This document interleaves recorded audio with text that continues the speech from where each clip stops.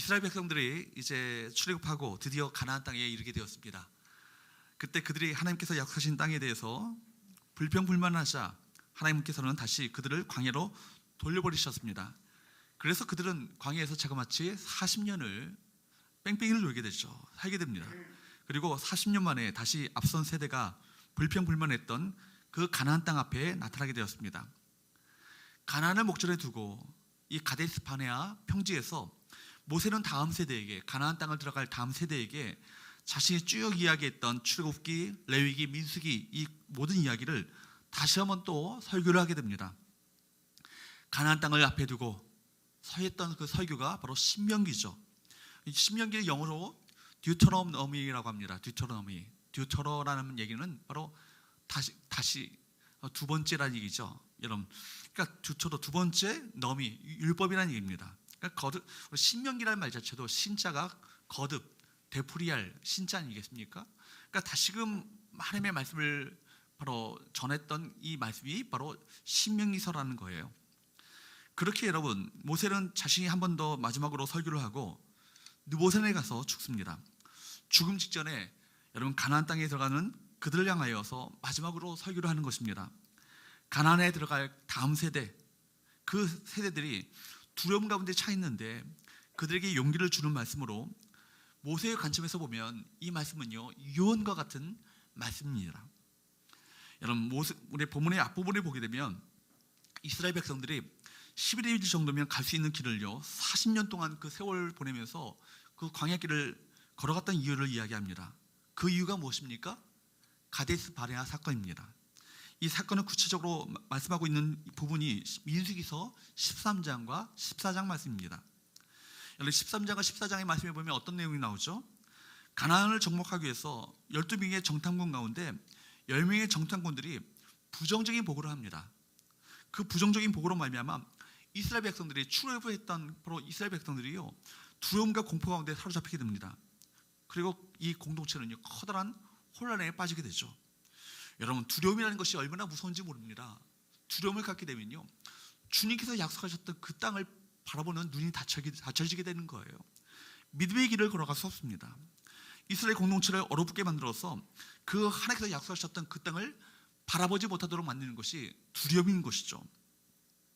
오늘 이 말씀을 통해서 아버지 하나님께서 우리에게 베푸시는 그 은혜를 다시 한번 묵상하시면서 하나님을 신뢰하고 하나님을 기뻐하며 2021년 새해를 맞이할 수 있기를 축복합니다. 본문을 통해서 세 가지 말씀을 함께 전하기 원하는데요. 첫 번째, 한번 따라할까요? 하나님이 안으신다.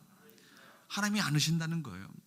본문의 가나안 땅을 내디뎌야 될 세대들에게 용기를 주시는 말씀을 하는 가운데 특별히 31절 말씀에 보면 이런 말씀이 있습니다. 31절 말씀을 다시 한번 보도록 합니다. 같이 읽어보도록 할까요? 시작. 광야에서도 너희가 당하였거니와 사람이 자기 아들을 안는 것 같이 너희 하나님 여호와께서 너희가 걸어온 길에서 너희를 안으사 이곳까지 이르게 하셨느니라 하나. 여러분, 여기 말씀을 잘 보세요. 하나님이 이스라엘 백성들을 어떻게 인도하셨다고요? 아버지가 자기 아들을 안는 것 같이 인도하셨다. 이 부분을 주목해 보십시오. 여러분, 이 말씀을 묵상할 때마다 얼마나 은혜가 되는지 모릅니다. 하나님은 어떻게 표현하고 있어요? 자기 아들을 안으시는 아버지로. 그 아버지가 아들을 안고 아들을 친히 안으시고 통과하셨다는 것입니다. 사랑하는 여러분, 하나님의 안으심 얼마나 가슴에 와닿는 표현이고 이것이 감격적인 표현입니까? 여러분, 우리는 홀로 살아가는 인생이 아니라는 거예요. 저와 여러분을 우리 주님께서 고이 품으시고 안으시고 우리 이 광야길을 통과하고 계시다. 우리는 모두는요 주님이 친히 안으시고 품으시는 모두 존귀한 존재라는 것입니다. 시편 28편 말씀은요 다윗의 기도입니다. 그 중에서 다윗이 마지막으로 기도하고 있는 것이 뭐냐면 시편 28편 중에서 마지막에 9절 말씀에 보면 다윗은 이렇게 기도하고 있습니다. 한번 읽어보도록 할까요? 시작. 주의 백성을 구원하시며 주의 산업에 복을 주시고 또 그들의 목자가 되시어 영원토록 그들을 인도하소서. 여기 마지막에 보면은요 제가 이 말씀이 참 늘 은혜가 되어지고 묵상할 때마다 이 말씀이 참 마음 가운데 깊이 와닿는 내용인데, 여기 인도하소서라는 말로 번역된 이 말은요 오늘 본문에 안으시고 이 말과 똑같은 히브리어 단어예요. 히브리어로 나사라는 말인데 이 나사라는 단어는요, 그냥 않는다는 얘기가 아니라, 여러분 소중한 물건을 나를 때, 소중한 그냥 보통 물건이 아니고 정말 소중한 물건을 나를 때 심장 가까이 고이 품고 나를 때 사용하는 말이 나사라는 말입니다. 여기 본문에는 바로 안으시고라고 번역됐고요, 여기 시편 28편 9절에는요 인도하소서라고 번역했습니다. 번역만 달리했을 뿐이지 바로 원문은 똑같은 단어입니다. 마치 목자가요, 여러분 그런 그림 보신 적 있으시잖아요. 목자가 예수님께서 바로 어린 양들을 이끄시는데 어린 양 하나를 가슴에 고이 품으시고 안으시면서 목자들을 이끄시는 그런 그림 많이 보시지 않습니까? 바로 그 그림 언어입니다. 목자가 어린 양을 가슴에 고이 품고 안고 가듯이 우리를 고이 품으시고 안으신다는 얘기입니다. 이 표현은요 성경에 여러 곳에서 우리가 발견됩니다. 출애굽기 19장 4절 말씀에도 한번 봅니다. 같이 읽어보도록 할까요? 시작. 내가 애굽 사람에게 어떻게 행하였음과 내가 어떻게 독수리 날개로 너희를 업어 내게로 인도하였음을 너희가 보았느니라. 여기 너희를 업었다 이 말도 똑같은 말이에요. 나사라는 이 히브리 이 단어를 사용하고 있습니다.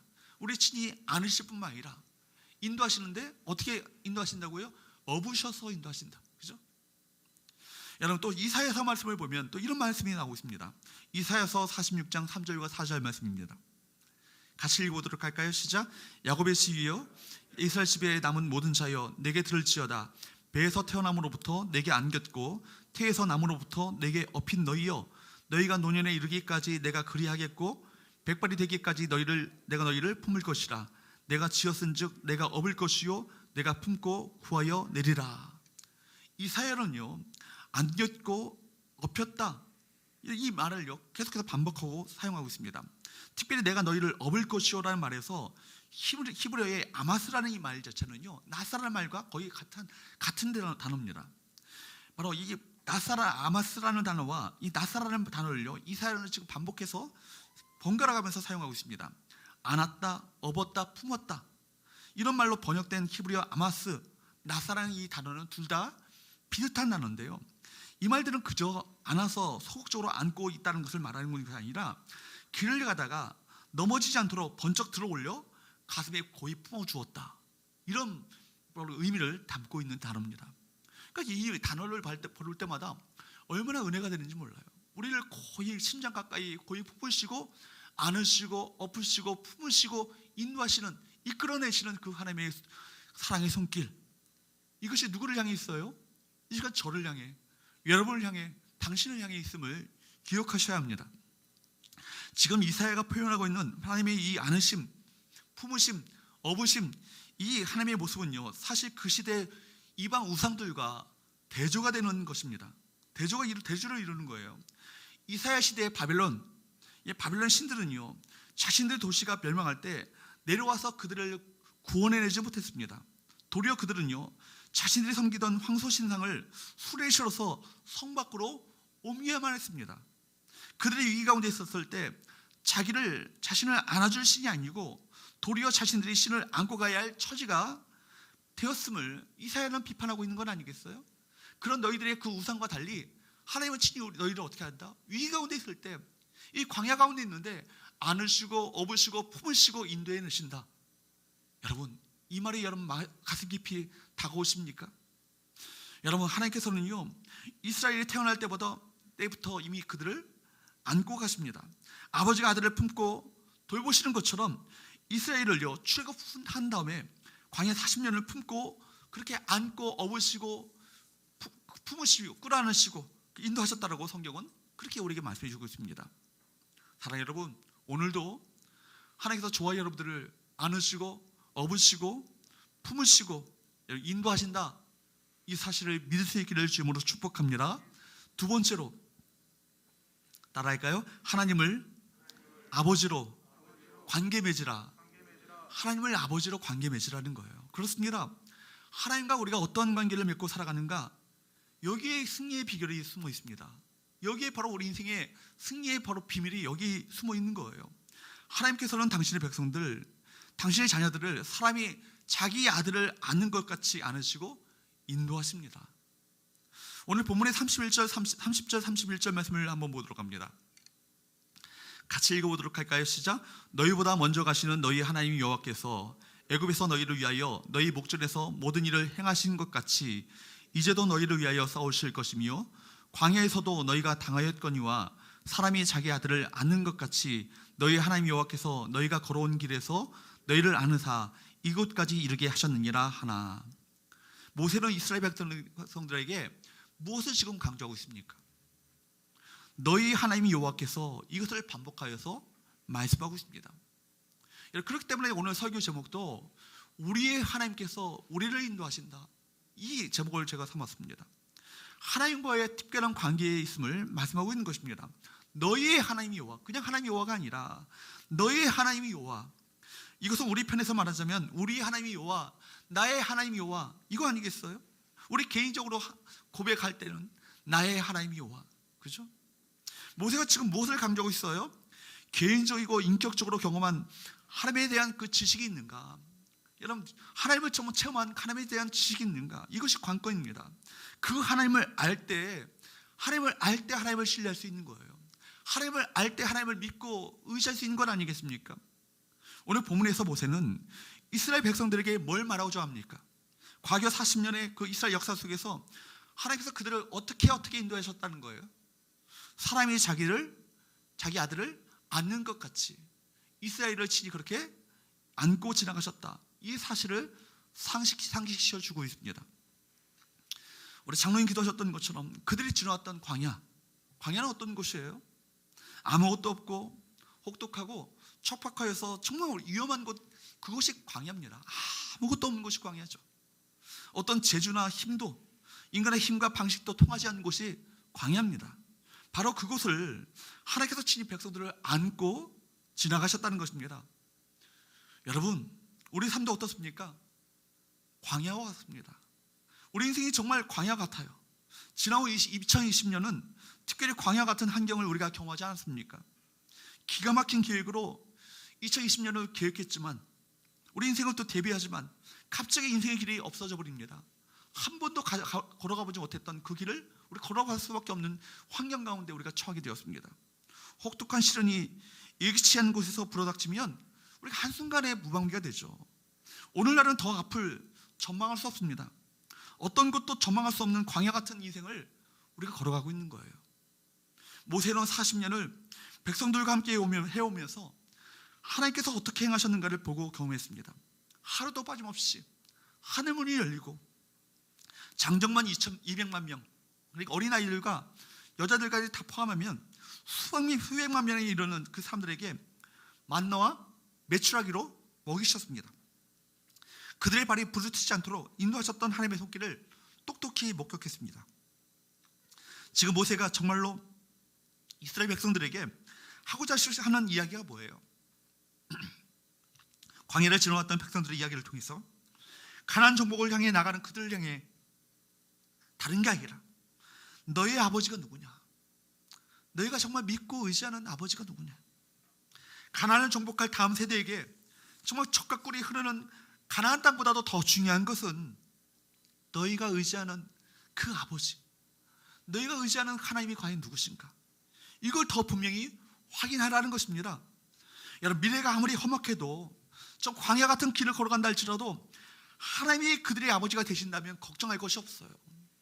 반면에 아무리 우리가 가나안 땅, 약속의 땅을 정복한다 할지라도 하나님께서 그들의 아버지가 되심을 신뢰하지 못한다면 그 땅은 그들에게 결코 축복이 될 수 없을 것입니다. 여러분, 민수기 13장과 14장에 나오는 10명의 정탐꾼들의 그 보고를 들었던 이스라엘 백성들이 정말 절망과 탄식에 빠졌던 것처럼 정탐꾼들의 그 보고는요, 정말로 객관적이고 냉철한 이성적으로 파악할 때 정확한 보고였습니다. 객관적인 사실이 현실적으로 냉철하게 상황을 분석한 것이었습니다. 현실을 그대로 보고한 거예요. 그런데 모세는요, 두려움에 떨고 있었던 이스라엘 백성들을 향해서 하나님이 그들을 안으셨다라고 하는데, 그것은 뭘 의미합니까? 이스라엘 백성들이 준비해야 될 것은 다른 것이 아니고 딱 한 가지라는 것입니다. 너희가 너희 실력으로 광야를 지나가는 것이 아닌 것처럼 가나안 정복, 이 약속의 땅을 취하는 것도 너희 실력과 방식으로 되는 것이 아니라 하나님께서 친히 하실 것이기 때문에 그분이 누구신가를 알고 그분이 과거에 행하신 일이 무엇인지를 알아 그분과 나와의 관계가 무엇인지를 확인하라는 것입니다.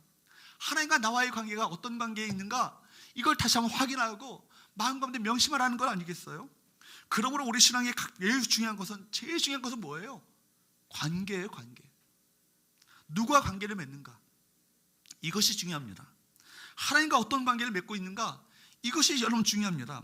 여러분 하나님을 나의 아버지로 얼마나 신뢰하고 있는가 한번 여러분 우리 자신을 한번 점검해 보십시오. 나 자신을 한번 점검해 보십시오. 내가 그분과 내가 신뢰하고 의지하는 그분이 과연 누구신가?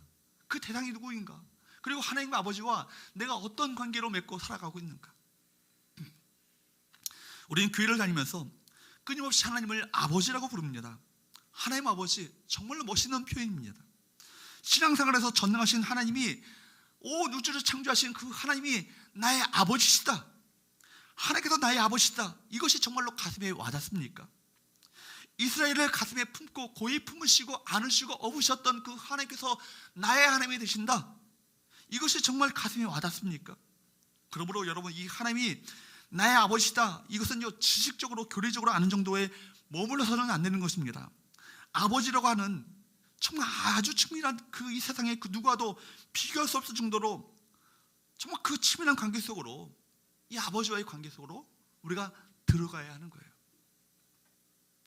주님께서 우리에게 기도를 가르치실 때 주기도문 어떻게 시작하죠? 하늘에 계신 우리 아버지요 이렇게 시작하지 않습니까? 근데 여러분 유명한 신약신학자 요아킴 예레미야스는요 그의 연구에 따르면 예수님의 이 기도에 나오는 아버지는요 그 당시에 팔레스타인 지역에서 사용되었던 아람어 아빠라고 하는 이 단어를 히라보로 번역한 거예요. 그러니까 여러분 아람어 아빠는 뭐냐면 어린아이가 아버지에게 부르는 아빠, 우리말의 아빠와 똑같아요. 친밀하게 부르는 아빠예요. 모든 것을 다 용납할 것처럼 보이고 품어줄 것처럼 느껴지는 그런 아빠예요. 우리말과 같은데 안타깝게도 예수님의 말씀을요 히라보로 번역하는 가운데 히라보에는 아빠라는 단어가 없거든요. 그러니까 아버지라고 번역을 한 거예요. 파테르라고. 여러분들 사실은 근데 예수께서는 친히 하나님을 향해서 부르실 때 아빠라고요. 또 너희들도 그 하나님에 계신 아빠라고 부르라고 우리에게 친히 가르치셨습니다. 또 로마서의 말씀에 보면 우리가 하나님 아버지를 양자의 영이신 성령께서 우리 가운데 오심으로 말미암아 하나님을 어떻게 불러요? 아빠, 아버지라고 우리가 부르게 되었다라고 그렇게 이야기합니다. 제가 왜 이런 이야기를 강조하냐면 우리 하나님 아버지는요 참 진짜 좋으신 정말 따뜻한 사랑의 아빠가 되셔요. 근데 우리 한국인의 정서상 아버지 하면요 옛날 가부장적 시대에 여러분 어떤 건시적인 면들이 참 많았습니다. 식사도 어떻게 해요? 아버지는요 밥상을 따로 차려요. 아버지는 따로 드시고 우리 엄마와 아이들이 따로 밥상을 차려서 따로 먹습니다. 그리고 때로는 역기능적 가정에서는 아버지가 술 취해서 들어와서는 밥상을 들어엎고 가정폭력의 주범이 되었던 아버지 그런 인생이 있어요. 그러나 그런 우리 아버지 하나님은요 아빠 되신 하나님은요 그런 아버지가 아니에요. 육신의 아버지와 다릅니다. 우리를 안으시고 업으시고 품으시고 우리를 인도하시는 참 좋으신 아빠 하나님, 정말 사랑이 많으신 아빠 하나님이십니다. 우리가 예수를 믿으면 요한복음 1장 12절 13절 말씀과 같이 어떤 권세를 받아요? 하나님의 아버지의 자녀가 되어지는 권세를 받게 됩니다. 요한복음 1장 12절 말씀을 볼까요? 시작. 영접하는 자 곧 그 이름을 믿는 자들에게는 하나님의 자녀가 되는 권세를 주셨으니. 보십시오. 그 이름이 누구의 이름이에요? 예수님의 이름을 믿는 자들에게는 이 세상의 온 만물의 창조주가 되시고 주권자가 되시는 그 놀라우신 전능하신 하나님을 향해서 아빠 아버지라 부를 수 있는 이 자녀의 특권과 권세를 받게 됐다는 것입니다.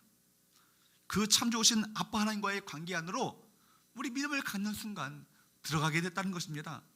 사랑 여러분, 그러므로 우리 인생길을 살아가면서 이걸 꼭 확인하셔야 되는 거예요. 광야길을 걸어가시면서 우리에게 주어진 이 권세와 특권이 어떤 것인가?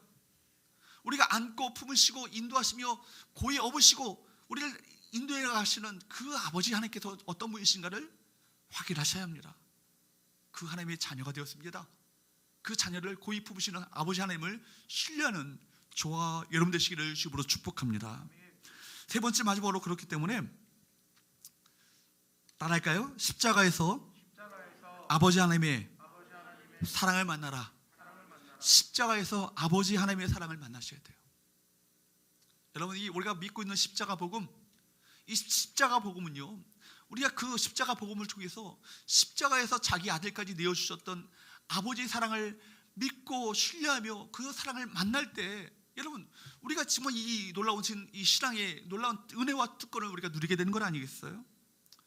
여러분, 우리의 모든 불안과 두려움은요, 지금 내게 일어난 나의 상황의 문제가 아니라 하나님을 온전히 참 좋으신 아버지로, 아빠 아버지로 신뢰하지 못했기 때문에 염려와 불안과 두려움이 일어나게 되는 거예요.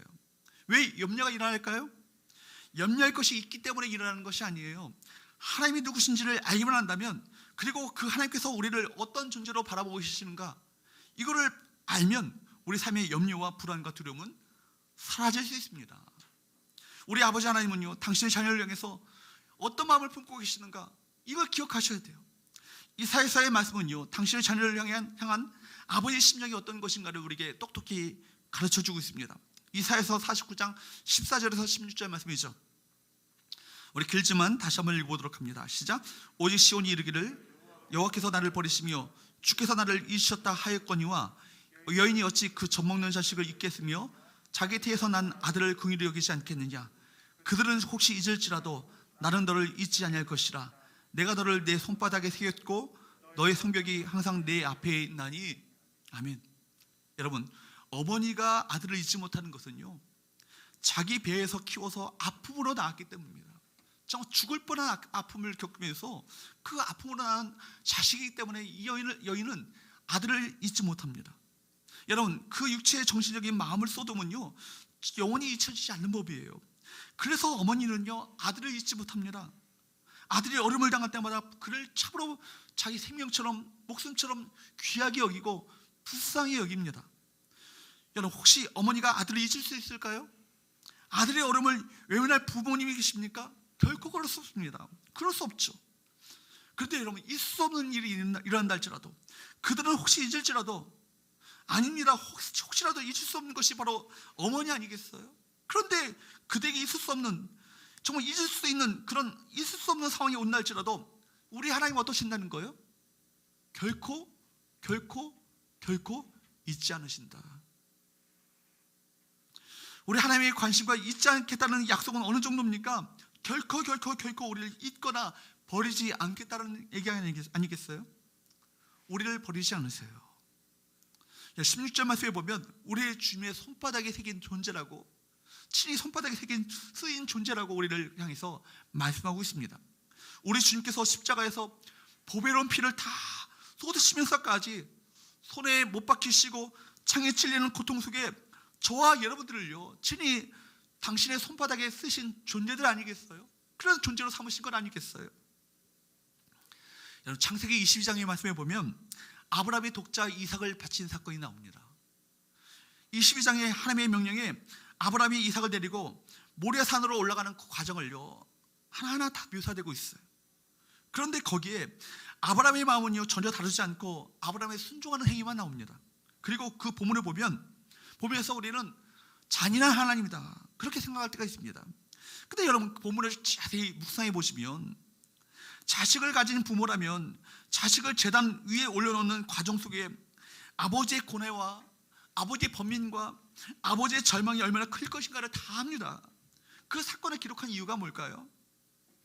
하나님도 그 아들을요, 골고다에 매달는, 십자가에 매달는 그 과정이 얼마나 힘들었을까.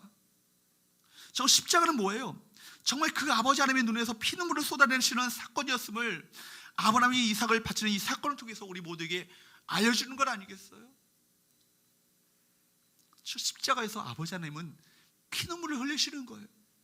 자기 아들, 자기 목숨 생명처럼 여기시는 그 아들을요, 십자가에 내어주시기까지 우리에게 내어주실 때, 여러분, 얼마나 그 마음이 찢으시겠습니까? 우리 모두에게 이 아버지 하나님의 마음을 전달해 주시려고 하는 것입니다. 그래서 바울은요, 로마서 8장 32절에 우리에게 이렇게 외치죠. 같이 읽어보도록 합니다. 시작. 자기 아들을 아끼지 아니하시고 우리 모든 사람을 위하여 내주신 이가 어찌 그 아들과 함께 모든 것을 우리에게 주시지 아니하겠느냐.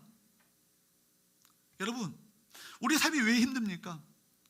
아버지 하나님에 대한 신뢰가 약해져 가기 때문입니다. 하나님이 나를 얼마나 사랑하시는가, 정말 얼마나 나를 정말 아끼시는가, 위하시는가, 이거에 대한 믿음이 없으면요, 우리는 변화 끝에 선 존재와 같은 거예요. 하나님이 그 십자가에 그 아들을 내어놓으신 그 사랑보다 더 큰 사랑이 있을까요? 십자가는 하나님의 사랑의 절정입니다. 그 사랑이 지금 저와 여러분 가운데 부어지고 있습니다. 지금도 폭포수처럼 부어지고 있습니다.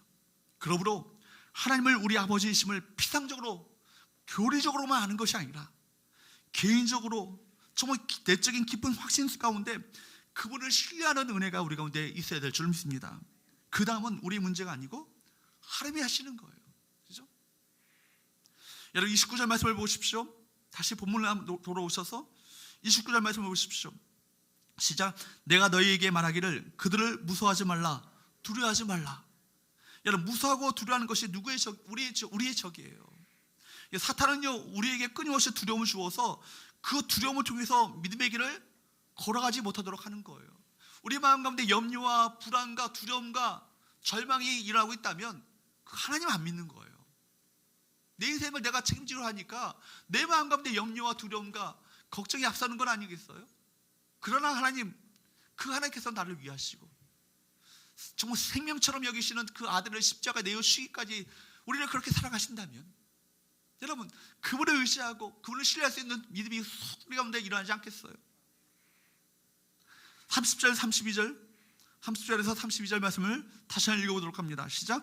너희보다 먼저 가시는 너희 하나님 여호와께서 애굽에서 너희를 위하여 너희 목전에서 모든 일을 행하신 것 같이 이제도 너희를 위하여 싸우실 것이며 광야에서도 너희가 당하였거니와 사람이 자기 아들을 안는 것 같이 너희 하나님 여호와께서 너희가 걸어온 길에서 너희를 안으사 이곳까지 이르게 하셨느니라. 아나 이래 너희가 너희 하나님 여호와를 믿지 아니하였도다. 보세요. 그들이 왜 두려움 가운데 떨고 있습니까? 하나님 믿지 않는 거예요. 이 일에 너희가 너희 하나님 여호와를 믿지 아니하였도다. 교리적으로 하나님을 안 믿는 게 아니에요. 실제적인 삶에서 하나님을 신뢰하지 못하는 이 불신앙이 문제입니다. 조금만 어려우면 하나님이 날 버리셨다, 하나님 나 안 계신다 라고 말하는 그런 불신앙이 문제 아니겠어요? 여기 보면은 하나님께서는요, 우리를 위하여 너희를 위하여 너희를 안으시고 업으시고 이끄시며 품으신다, 이 사실을 계속해서 우리에게 알려주고 있는데도 불구하고 우리가 그 사실을 믿지 않아요. 어떻게 살지? 어떻게 살아가지? 사랑하는 여러분, 하나님 우리 아버지가 아니시라면 우리는 우리의 방법과 수단을 다 강구할 것입니다. 그러면서 넘어질 거예요. 그러나 하나님께서 우리 아버지라면, 참 좋으신 아빠 하나님이라면 그 다음에 그 모든 것은요, 아빠 되신 하나님 그분에 달려 있습니다. 독수리가 새끼를 등에 업고 가다가 떨어뜨릴 때가 있는데 그것은 더 강하게 저 자기 힘으로 날아오르는 저 힘찬 독수리로 만들기 위한 바로 훈련의 과정이지, 아들 독수리를 죽이려고 하는 것이 아니에요. 새끼 독수리를 죽이려고 하는 것이 아니에요. 기억하세요. 믿음의 삶이란 무엇입니까? 절대적 하나님 그분의 품에 안겨 살아가는 것이 믿음입니다. 이것이 믿음의 삶이에요. 절대자시는 하나님 그 주품에 안겨 살아가는 것, 이것이 바로 믿음의 삶이에요. 아무리 여러분 우리가 신학 박사, 석박사를 하고 정말 우리가 아무리 목사가 되고 장로가 되고 선교사가 되어도 이 사실을 실제적인 삶에서 믿고 신뢰하지 않으면 그 사람 믿음이 있는 거 아니에요. 무슨 일이 일어난다 할지라도 그 품을 벗어나지 않고 살아가는 것입니다. 하나님은 아들까지 우리에게 내어주신 참 좋으신 아버지시고 우리를 포기하지 않으시고 우리 앞서 행하시며 우리의 길을 친히 인도해 가시는 그 하나님이다. 이 사실이 여러분 가슴 깊이 이 놀라운 진리가 들어올 수 있기를 축복합니다. 33절 말씀을 보세요. 같이 읽어보도록 할까요? 시작. 그런 너희보다 먼저 그 길을 가시며 장막 칠 곳을 사주시고 밤에는 불로 낮에는 구름으로 너희가 갈 길을 지시하신 자이시니라. 하나님이 어떠시다고요? 먼저 그 길을 가신대요. 여러분, 우리가 한 번도 가보지 않은 길을 걸어가는 게 아니에요. 이미 주께서 그 길을 걸어가셨어요. 그렇죠? 먼저 가셔서 장막 칠 곳을 찾으십니다. 밤에는 불로 낮에는 구름으로 우리의 길을 인도해 가시는 하나님이세요. 그렇습니다. 우리가 믿는 하나님은요, 우리의 사랑으로 감싸 안으시고 업으시고 품으시는, 그리고 우리가 그분께서 약속하신 곳으로 인도해 가시는 참 좋으신 아빠 하나님이십니다. 그러기에 그분의 품에 안겨있는 것, 그것이 믿음이라는 거예요. 이런 광야 같은 세상 속에서 내가 하나님 없이 살아가겠다, 이것처럼 어리석은 것이 없는 거예요. 하나님 없는 것처럼 살아가는 그 인생이 그것처럼 미련한 인생이 아닌 거예요. 없는 거예요. 정말로 여러분, 우리 인생, 광야 같은 우리 인생, 이 세상 주님만 의지해야 되지 않겠습니까? 2021년 한 해 또한 별로 상황이 달라지지 않을 거예요. 아니, 우리 인생 자체가요, 끝없는 광야 같은 척박한 환경이 우리 가운데 놓여져 있습니다. 그런 인생 환경 가운데 어떻게 하시겠습니까? 어떻게 살아가시겠습니까?